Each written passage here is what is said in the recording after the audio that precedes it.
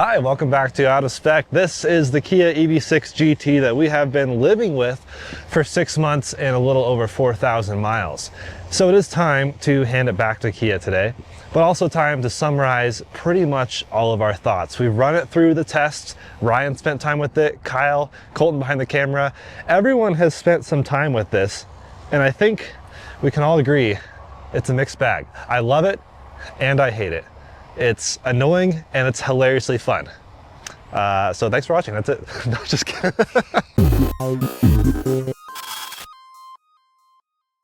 So yes, it is kind of a mixed bag. It is it a sedan? Is it a crossover? Is it a wagon? Is it a, I don't know. A lot of people have offered their suggestions. I encourage you to leave yours below. Either way, it's unique and I do like it. Similar to the Cybertruck, it's unique and it turns heads. Now, before I lose you all from my Cybertruck reference, this is generally more widely accepted than Cybertruck. A lot of people do like the looks of the Kia EV6.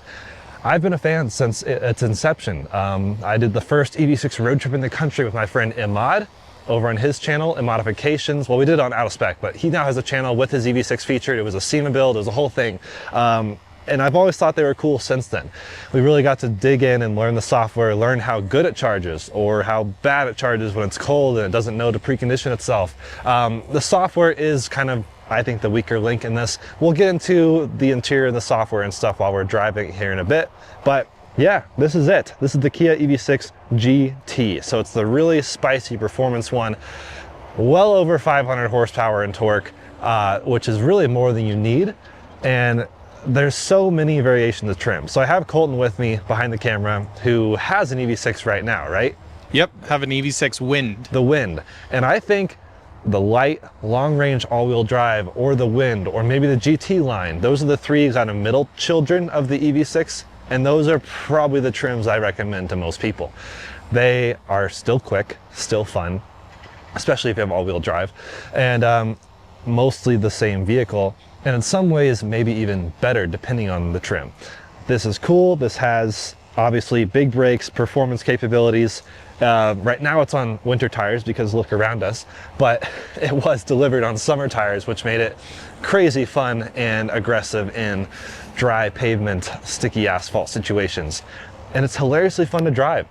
But it's also like kind of a higher seating position and it's got really aggressive bucket seats, which make it kind of less comfortable, but we've also road tripped it. So we'll be getting Kyle's thoughts on that. He did a huge road trip video with this as well, which is either coming or out already over on Out of Spec Motoring. And then we'll have Ryan chime in with all of his testing data because, well, it's not very efficient. With this thing charged to 100%, the estimated range is usually like 201. 197, just kind of depends exactly how you've been driving before that, but you're not going to see very great numbers from this. But it's still a fun car. It's still somewhat of a flagship EV for Kia at the time. But as you all know, the EV6 refresh is coming soon. That is redesigned. We should see the newer, bigger battery that's now in the new Hyundai vehicles. It was in the Ioniq 5N. A lot of people thought Ioniq 5N might be like the counterpart to this, but it really just feels like a totally different level and newer generation of vehicle. This still has the smaller 78 something kilowatt hour, 77.4 kilowatt hour battery, which is partially why it is less efficient, but dual motor, all-wheel drive, spicy, fun, dark blue meatball. So Colton is Out of Spec Detailing, of course. What's been your impression as, you know, you've had Teslas, you have an EV9 at the home right now, and this is, by the way, from Kia of Fort Collins. Huge shout out to those guys for letting us use this, letting us use our EV9, and subsequently with their great lease incentives, Colton is now a dual Kia driver. Not big Kia guy. Big Kia guy.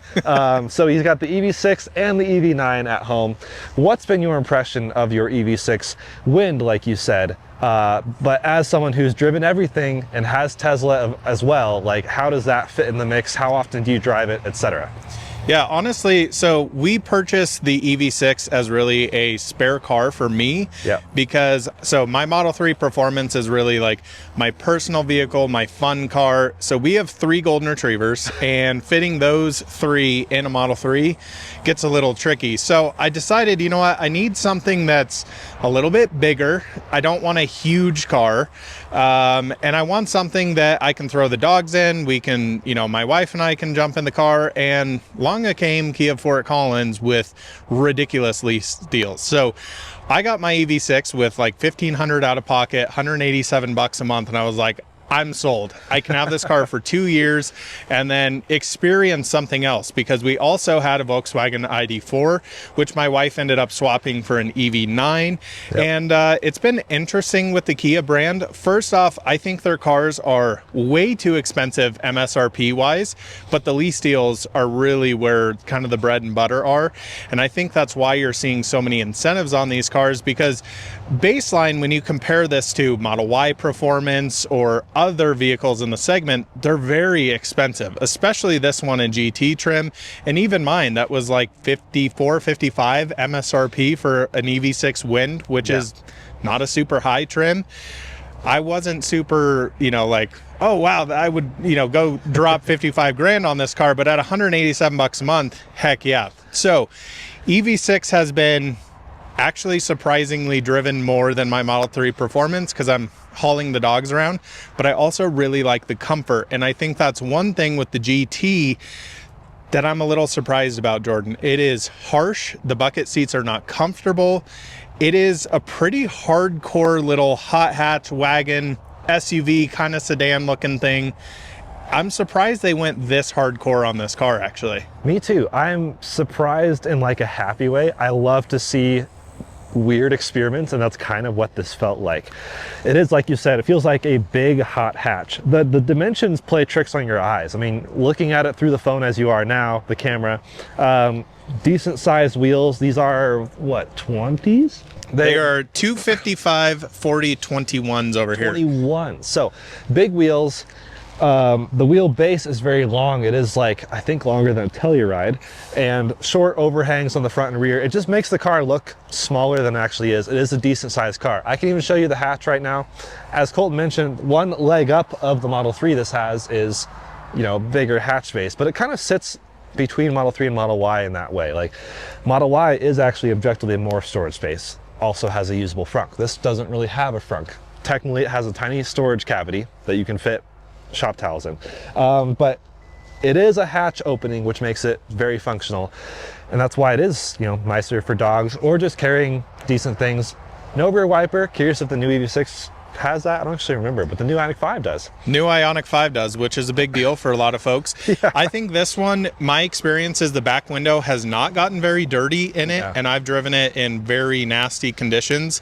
It seems to stay relatively clean. Yeah. This roof spoiler thing, I don't know, whatever it does, kind of like the Jaguar I-Pace, where it would funnel air down to clean the window is the idea. I don't know how functional it is necessarily, but it's not a huge deal. It's a very raked window like you would see on a sedan, and you don't see rear wipers on sedans. So that's, again, why this car is somewhat of an identity crisis. The weird styling throws off some people, other people love it. You have interesting things like little lights here that shine on the ground, like it just, I don't know, kind of strange stuff. But this one being the top trim is the interesting thing, where it's all about performance. And because of that, that's where you have sacrifices. You don't get, a lot of times when people think top trim, they think like comfort, like Lucid Air Grand Touring is the most comfortable one. But besides Sapphire. Besides, yeah. but it's like, sometimes we have this weird dichotomy of like, now we have performance models being the top trim, or maybe tied for the top trim. And those are like, not maximum comfort, not maximum luxury. I mean, Sapphire is a good example. It doesn't have a glass roof, whereas most people think that is the premium option. For that, they sacrifice that to go for performance. Same with this. You don't have ventilated seats like you do in the trim below it, and the trim below that. The Wind and GT line both have ventilated seats, which I think is a really nice feature. You lose that with this because of these Alcantara suede-like bucket seats. Otherwise, the price, like you said, they're expensive. This is 64 grand. maybe it was 65 after, I don't know. There's not many options with the GT. Is the window sticker in the car? I don't think it was, but I remember talking to Timon about how it was like basically 65 grand, and that is what, over 10,000 more than a Model Y performance or Model 3 performance? Yeah, but arguably this is a way more hardcore track experience type vehicle. I'm curious what the used market for these will be, because we've seen a lot of depreciation with EVs. That's why here in Colorado, especially, leasing has been beneficial for a lot of people, like Coleton. And that's why these guys have been great with lease deals. They don't really have much on the EV6 right now because of, well, the new one's coming out soon. Yep. But they still do have good deals on the EV9 and even plug-in hybrids if you're not quite wanting to stretch into the EV world, or you have an EV and you also want a gas car. We'll get into the lease deals at the end of the video, but otherwise, it's been so hard for me to figure out how to talk about this car, because one thing I love, one thing I hate, one thing I love, one thing I hate. It is just such a mixed bag. Glass roof, I really do like. You don't have that on your Wind? Nope, nor do I have ambient lighting, and it very much feels like a dungeon compared to this at night. There is no lights inside except for very potato screens. Right. I am excited to see the new variant, the refresh variant of the GT, because it's getting all the Ioniq 5N treatment. Yes. So that'll be very interesting, because personally, I looked at an Ioniq 5 and I went EV6 because I like the styling more, I like the interior more, I like the cockpit feel. But yeah, it's very strange to me. The GT feels like almost a completely different car from my EV6 Wind. It is just, like we keep saying, very hardcore. It's not comfortable. The seats, which is weird, Jordan. This is one of my biggest gripes with this car. We've always heard that, you know, if you have powered seats, they sit naturally higher than manual seats, but these seats actually sit higher than the powered seats. And it's like, you want bucket seats to be on the ground of the car. Yeah. And this, you sit so high that it very much compromises the daily livability with the car. Yeah, it is weird, even with the daily livability, because I guess if your other car is a GT3 RS, then this will ride a bit softer maybe. Oh yeah. So it's like, maybe for some people, this is the comfortable daily, which is ironic. But actually for a bit, you know, before I had my Model 3 is when we did get this. And I did spend a few days with it initially, and like my other car is a Miata. And I was like, wow, this thing rides great. And I was like, wait, that's because my car is really rough. But yeah, going from a Wind or any of the other EGMP cars to this, then you start to realize this does ride a bit rough. But then you do have some of the creature comforts, like all the nicer dual zone HVAC, the 360 camera, HDA is standard, HDA2 specifically, which is a pretty good driver assistance system. So you do have some of those creature comforts. But otherwise, I don't know, it's hilarious. It's every time I think about driving this, I get upset thinking about the way I have to interact with the software. But they're just throwing CarPlay, which is annoyingly what they seem to use as a crutch to let their software ride. But then you don't get like the preconditioning logic and stuff, which the charging is where this thing actually excels and helps to make up for the really bad range. Not so much an issue on the more efficient trims like the Wind and stuff, but still, software is a bit rough. Again, I really feel like this feels like a completely different car from my Wind trim. And honestly, I prefer the Wind more. This is just, here's the issue with this car. It's like, who really wants a very hardcore, coupe-ified SUV, crossover, sedan, wagon, whatever the heck you want to call it, for your daily driver? Like, I don't see people going and ripping these things up a canyon or ripping them on a track. Now, if you remember, Kyle did a review on this car and he was pretty blown away taking it up one of our mountain roads here. And he was like, dude, they went crazy on this. This was way before we had Ioniq 5N. Yeah. I can't wait again to see what this is going to look like next generation with the refresh, and see if, like, okay, they push it now even too more far. I don't know, because Ioniq 5N doesn't feel this harsh to me. I don't know if it's the big wheels on this car, if it's just the suspension.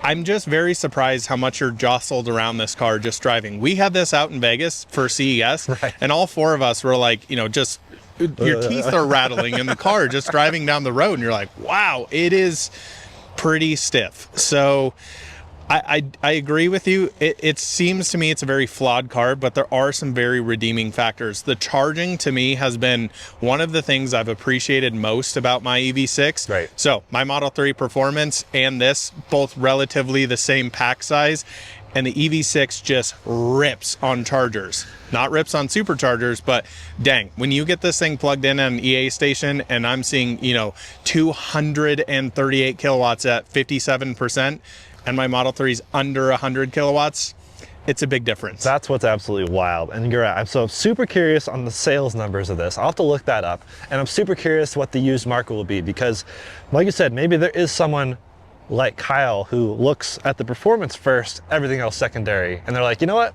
Really intriguing car. I might buy one. Even my neighbor's actually really interested in the EV6 GT specifically. So someone just showed up here with the 2025 Ioniq right as we were talking about it.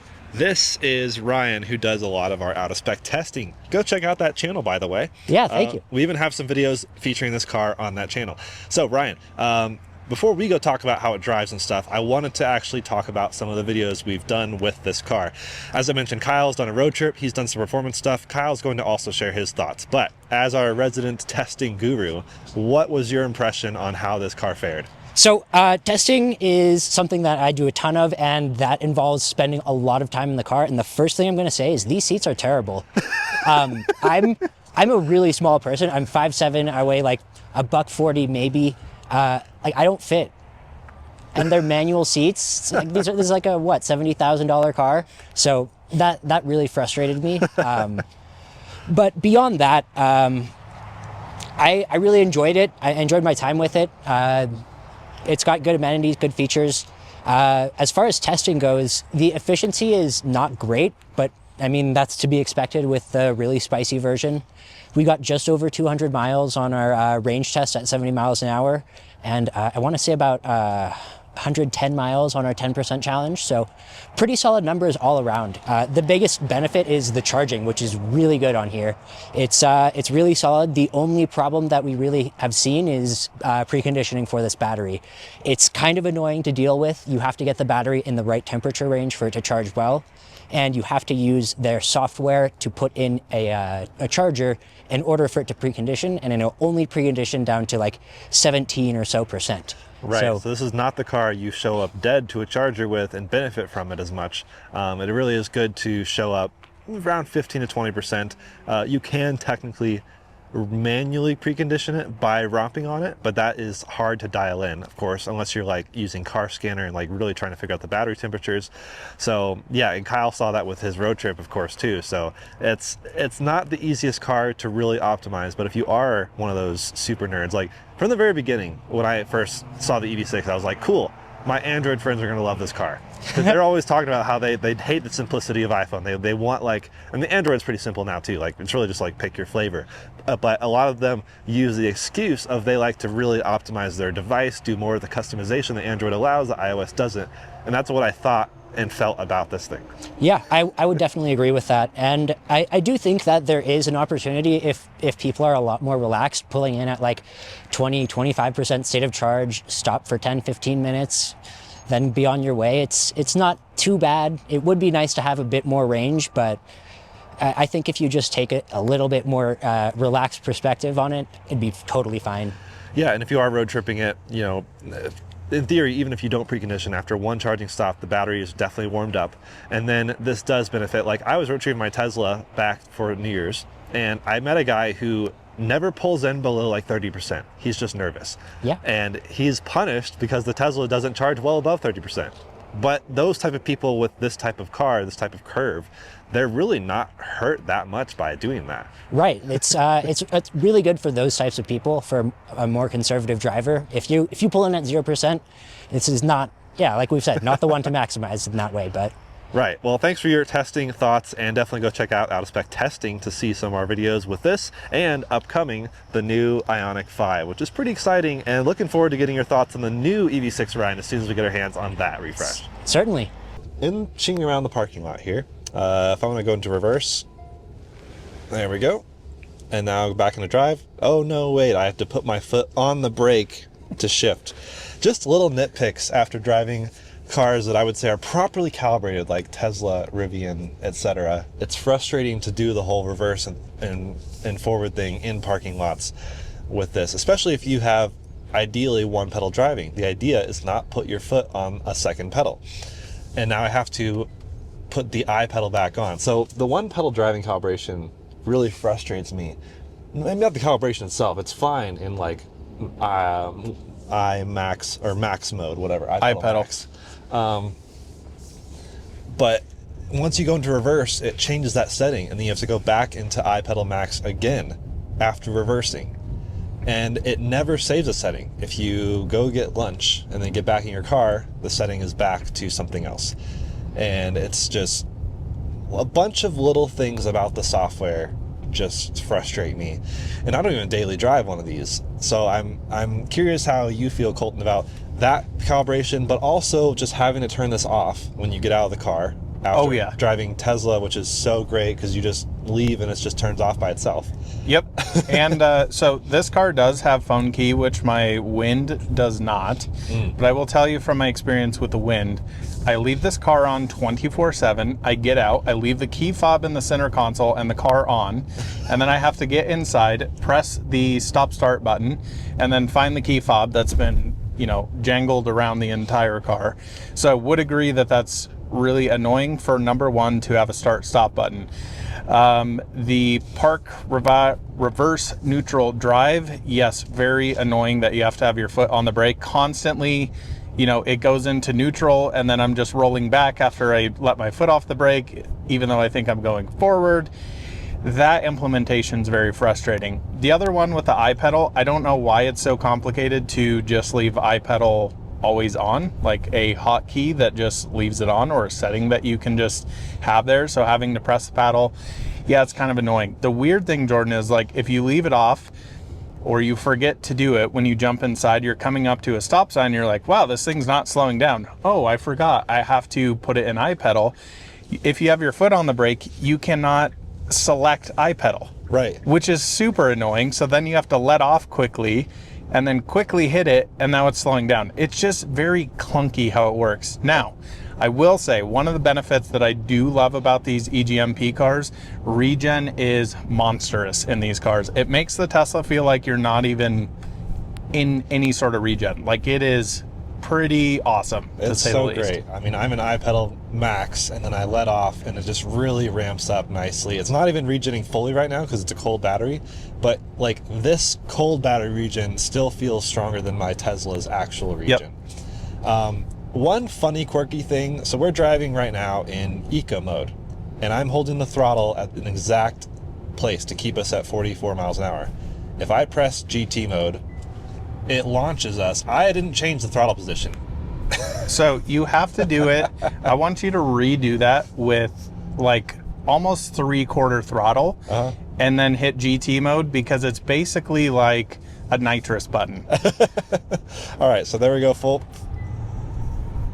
Oh, that didn't really do it. It didn't do it that time. I wonder if the pack is just too cold, but it very much makes a difference. And the very funny thing, it does that through every single drive mode. So when you go from eco to normal, it changes throttle, and then sport does as well. Yeah, that's really strange how this calibration is. No other cars, maybe some others, but none that I've noticed, because I've now been trying other cars just to see if they do the same thing. That doesn't seem to be quite as much of it. It's not as aggressive as the EV6 at all. But otherwise, driving it really is okay, and it is kind of fun just knowing like at any time you can hit GT and just like spin all four tires and just have a riot of a time. It is surprisingly fast, this car. I think it's 576 horsepower is the quoted number on this. Yeah. And yeah, it absolutely boogies. Now, is it as fast as like Model Y performance? I do believe it's slightly quicker. It is. 0-60 is 3.2 seconds in this, which is really impressive. I think that's close to Model Y performance. But this just, I don't know. It is such a funny thing. Like, I get in this car, and here's my emotions. I get annoyed at the power button. Yep. So then I'm annoyed. But then I like start driving, and then I'm like, hell yeah, this is amazing. This is so much fun.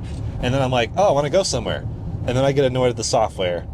and I get frustrated. And then I remember CarPlay, I connect my phone to the USB-A port, by the way, not USB-C. Unless you get a dongle like I've done in the EV6. Right.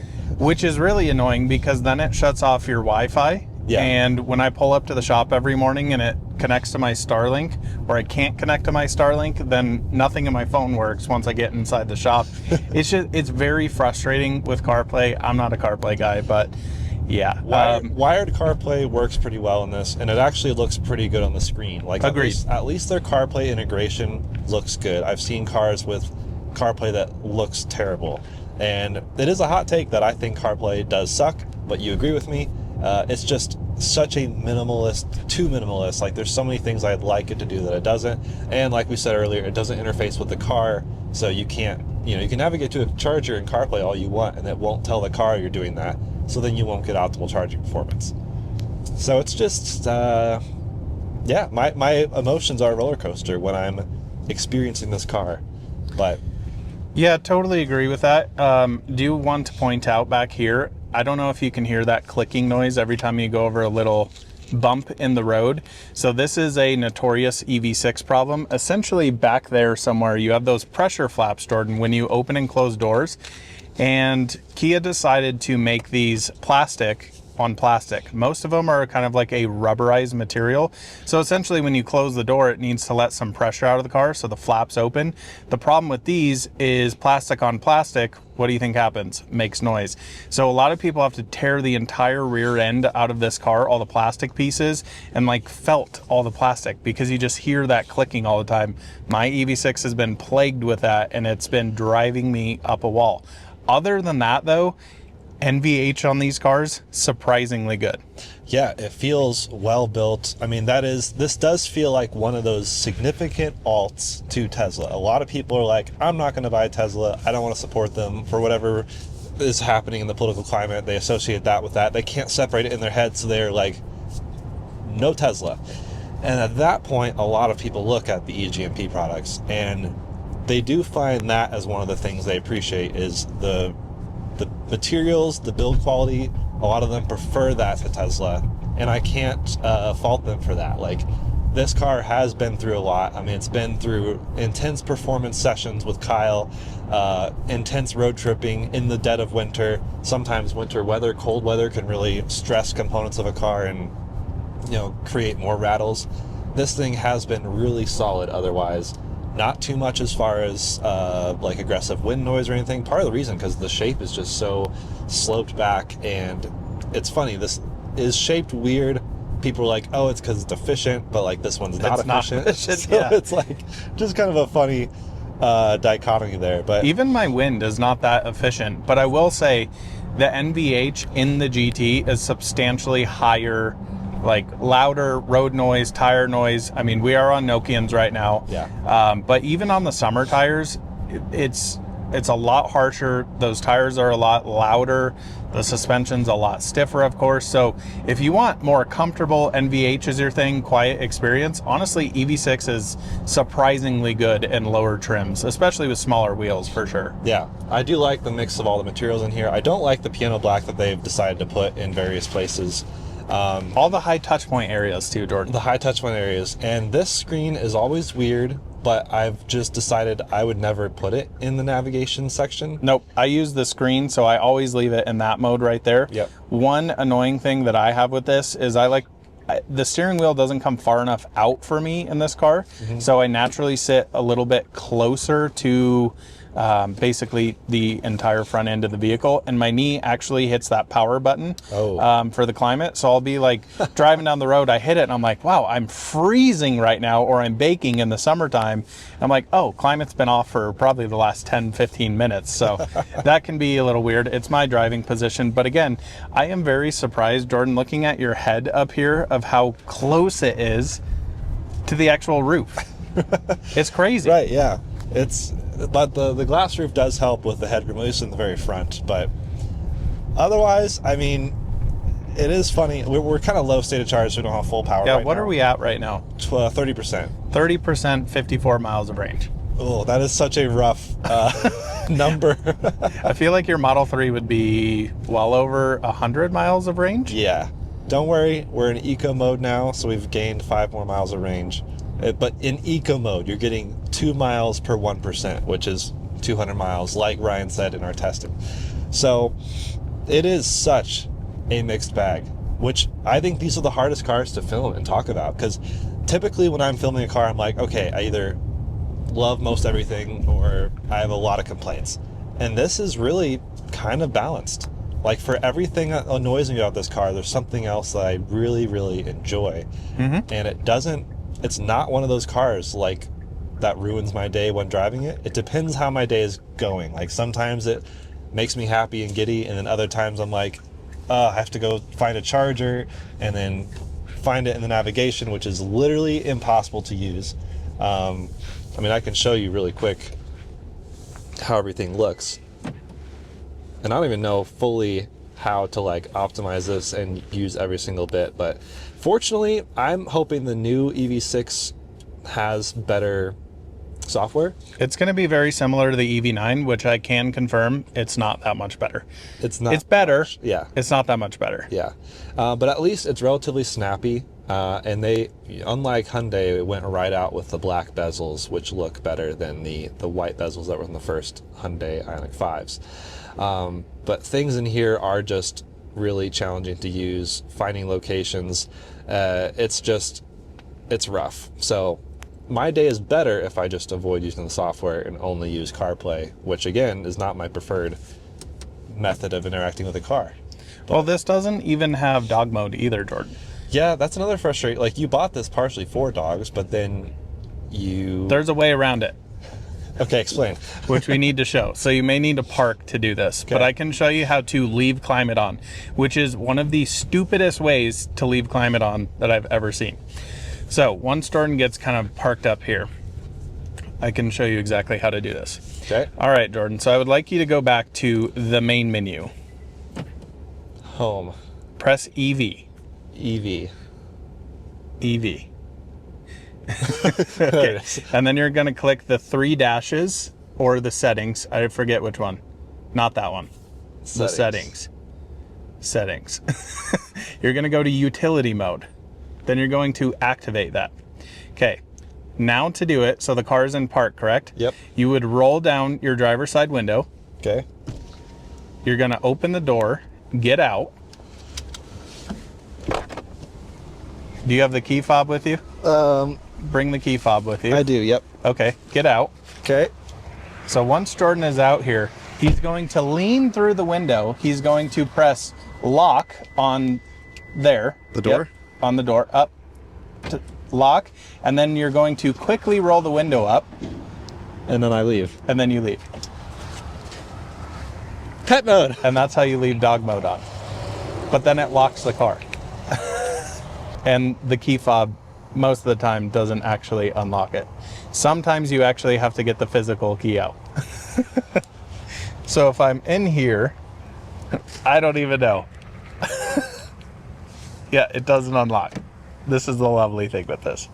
So normally you may have to pull the actual key out and put it in the physical key cylinder. Oh, of course. Sometimes it works though. Okay. Or what you can do, Jordan, is you can grab the app and unlock it and take about 3 minutes to get the app loaded, re-logged in almost every time because it logs you out of it, and send a command to the vehicle, which can take 30 seconds to a minute.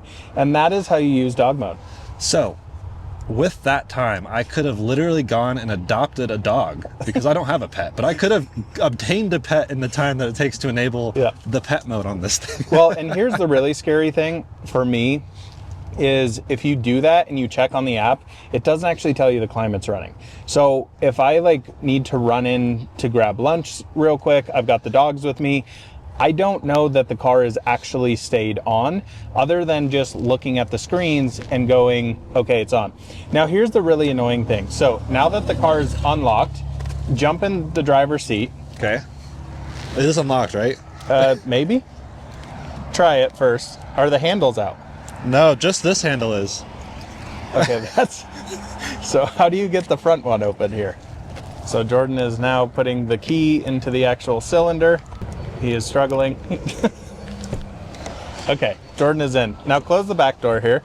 I feel like I just had to hack the car. So here's the fun thing. Try and put it in drive. So the car's on. Conditions not met. So now you have to turn off the car and cycle it back on. It's so frustrating. So what is your response to all the companies, which are most companies, who've decided not to do dog mode intentionally? I don't get it. Because like their excuses are maybe something about like safety. I don't know. I do understand that because, you know, there's a lot of responsibility, you know, like Tesla, Lucid, even VinFast is taking accountability for leaving the climate on, making sure the dogs are safe. For me though, why can you not just leave climate on in an EV, especially when it's cold out here? Like, dude, we just had very low temps, you know, and deep into the negatives, negative 12 to 15 here. If I'm running into the store quickly, why can't I leave my car on and have it locked? But you have to go through that same process every single time. Yep. And it's very frustrating to do. And then just getting back in and not being able to put it into drive, you have to cycle the car. Those little weird annoyances just start to add up over time. Now, is it the end of the world? No.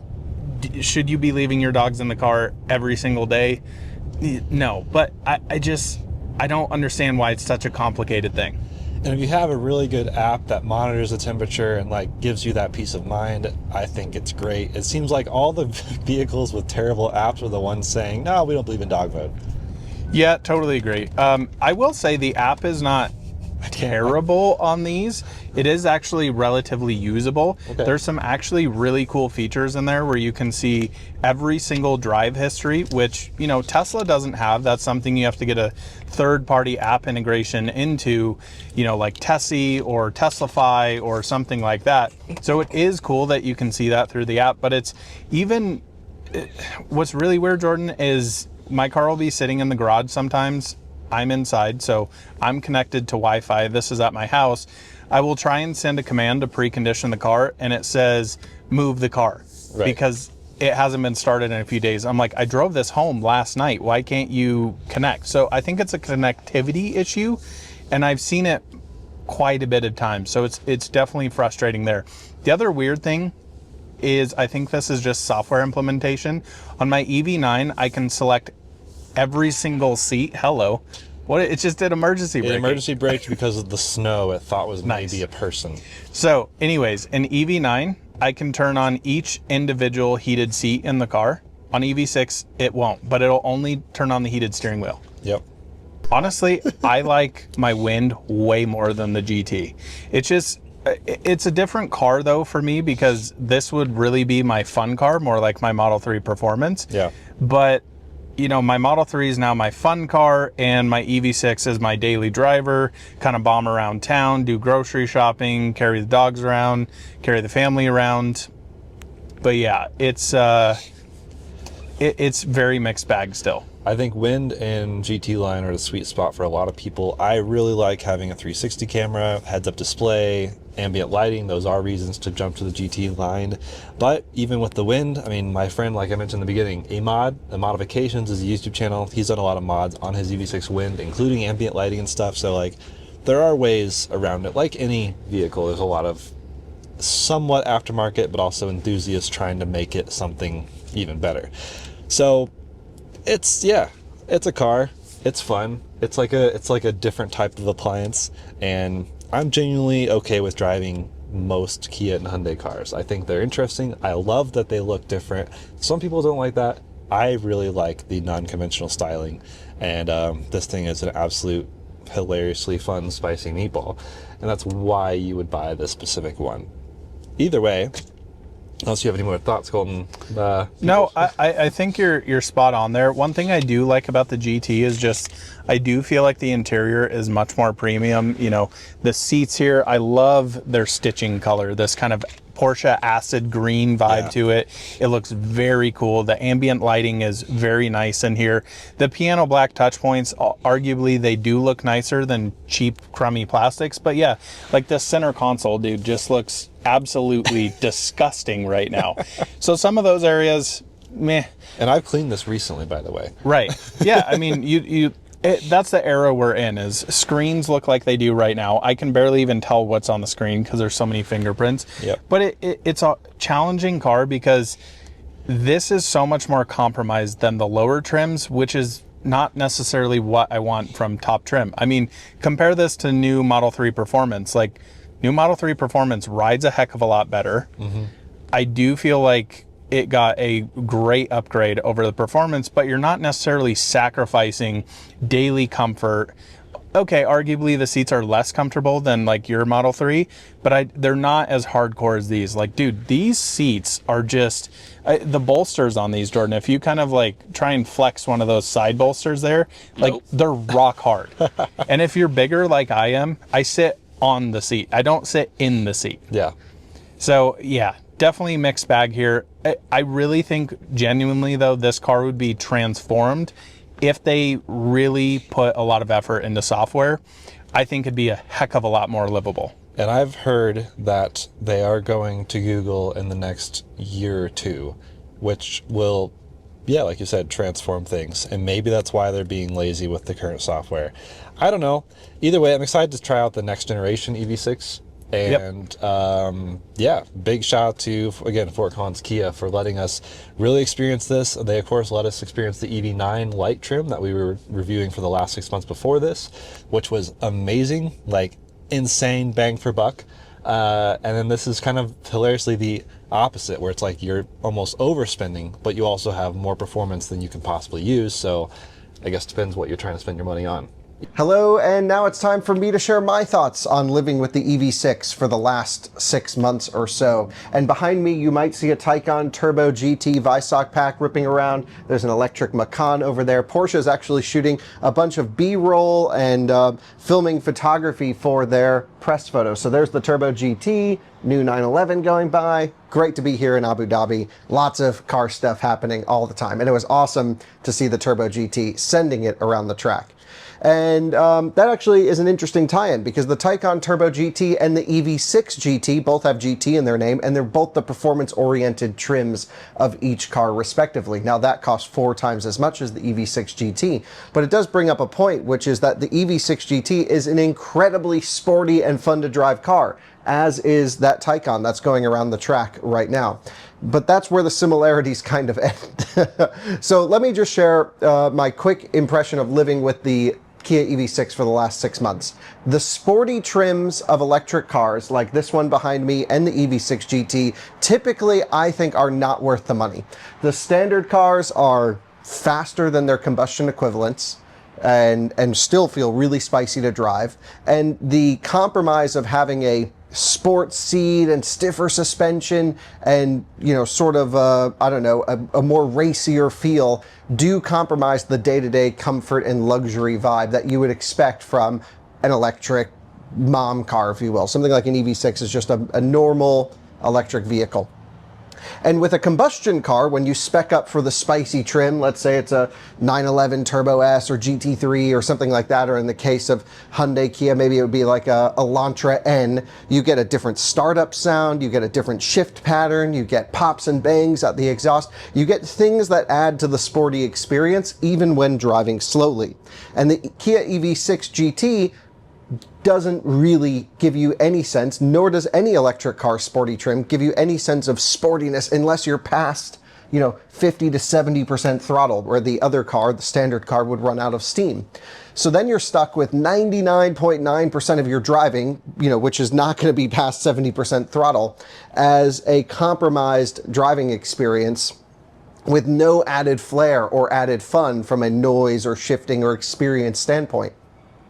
And then you look at the pricing too, and you go, okay, is the EV6 GT worth $5,000, $10,000, $15,000 over the specs of its equivalent non-sporty trims, depending on each one? And you go, yeah, definitely not. Clearly not.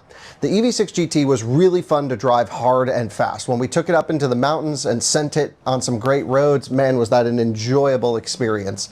However, that's where the enjoyment ended for me. It was a pain to get in and out of every day.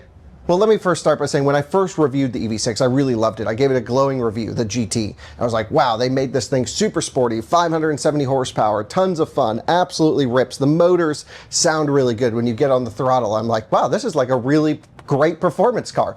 And that remains true. And when I reviewed that car, we really reviewed it in a performance setting. And then when I learned by having it for 6 months is that, again, less than 1% of the time am I actually driving in a performance setting. I'm sitting in traffic, I'm driving to Starbucks in the morning, I'm going to the office, I'm doing whatever. And in that sense, the EV6 was really not great. So I think my initial review was kind of wrong on the take. And that admittedly happens sometimes. Hopefully we try to make it happen the least amount possible. 95% of the time after I review a car and I drive it or I buy it or something, I go, oh yeah, the initial review, spot on. That's how I feel. The EV6 was not the case. I gave it a great review initially, and then we gave it a 6-month long-term review, and I went, wow, my enthusiasm for this car has just gone in the toilet. Literally, it was just the performance handling characteristics that were great, but for not much more money, you can get an Ioniq 5N that's better.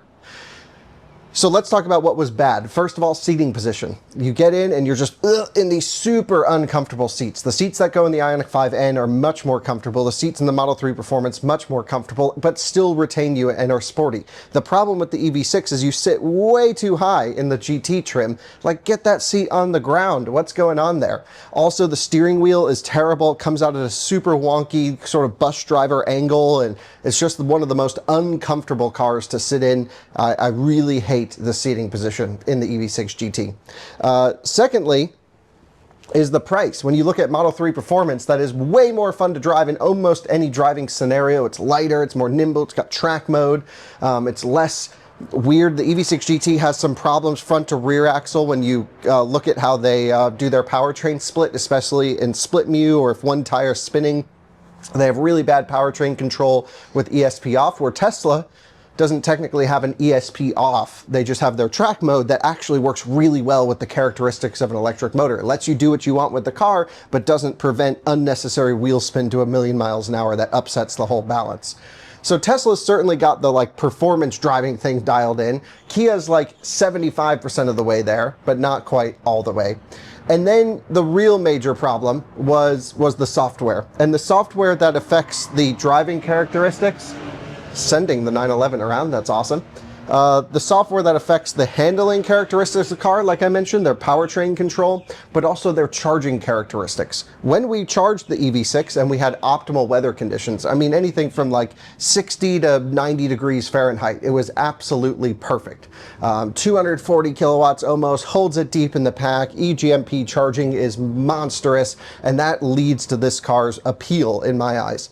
But anytime you fall outside of that temperature range, the preconditioning logic is trash. It's really bad. You have to first use the absolute god-awful software to navigate to the specific charger, select it, and then maybe hopefully it will precondition almost enough when you get there. The problem is it won't precondition at 19% or below, so I like to target low state of charge arrivals to take advantage of fast charging. If it stops preconditioning at 19% and I'm going to get to the charger at 2 or 3%, that is enough time for the battery to cool down where I'm no longer charging fast. So in the winter time, you end up wanting to plug in around 20% so that your battery is warm. But then the preconditioning doesn't even warm up the battery enough because it targets 21 degrees Celsius, coolest temperature. I should say that's the maximum temperature it will precondition to on the coldest battery cell. And it needs 25 degrees Celsius to rip fast charging. And so then every time you plug in, you're just getting slow charging, and then eventually it will come up. And it's like, well, you just know what temperature it needs to be at. Just get the battery at the right temperature, Kia. Come on. Then on the hot days, the cooling systems can't keep up from fast charging. If you get the battery overheated or too hot, it will fall off an edge. You pull out of a charging station. It has happened to me many times with this car, and it feels like it's just in turtle mode because the charging session roasted the battery. I pull out, get on the highway, smack the throttle, and it barely moves because I'm in the red on the battery. So while their thermal management can work very well, we've seen that from Ioniq 5N, we've actually even seen it from EV6 GT in a good temperature range when I did an Autobahn top speed thermal stress test on the car. It's the software optimization of that thermal system when you use it outside of its perfectly designed window that lets the car down completely.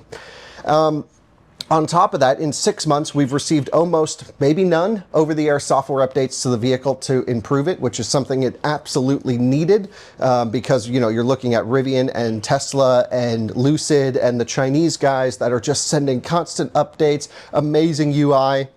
And that's the biggest problem with the car, is the user experience. First of all, there's wired CarPlay. CarPlay is, in my opinion, only useful when you have a shit user experience. And in this case, it's an absolute god-awful user experience. Therefore, CarPlay is necessary.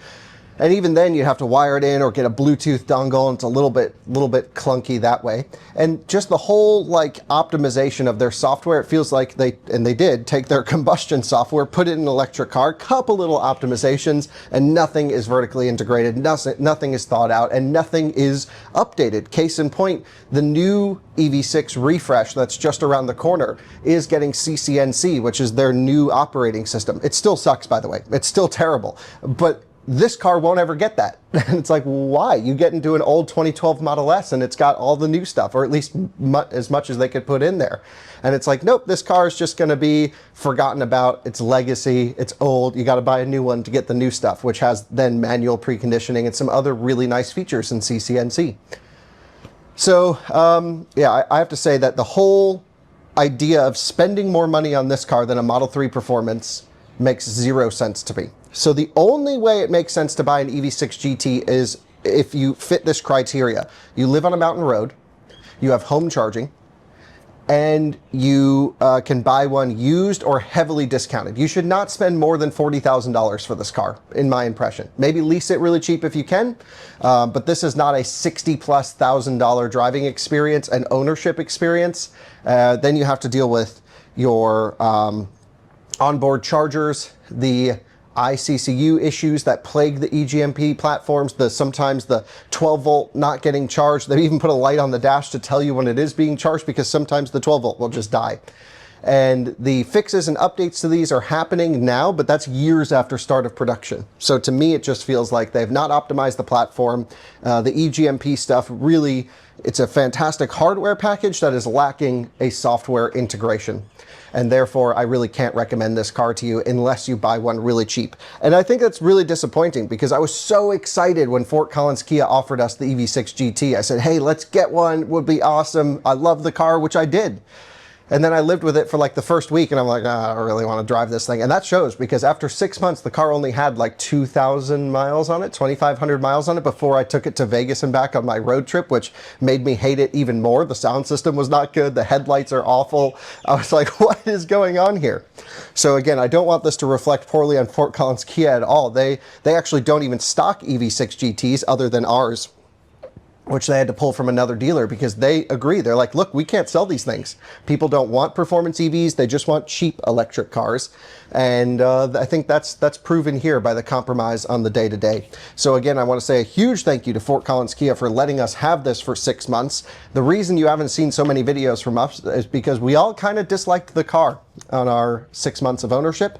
And I just see no reason why someone would buy this over a Model 3 Performance, Polestar 2, which, well, has shit charging, but it's just, the efficiency was awful as well. Don't even get me started. The thing could barely do 200 miles on a charge, and many times it just couldn't. And I don't understand why it was so much less efficient than the standard model.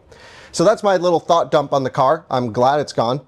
I hate to be such a downer about it. You know, it sounded like a great idea to use it as my daily car for 6 months or so, but after the first week of living with it, I just could not get with the user experience, could not get with the ride comfort, which wasn't terrible, but the seat comfort, which was awful, and it's just not worth the money.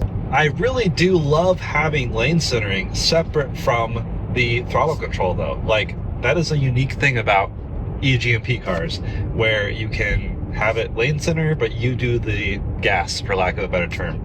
I don't know why that's such a big deal for me, but I really, really like that. So Now let's talk about the lease deals. They are on the screen. They are for Colorado residents only, so that is important to keep in mind.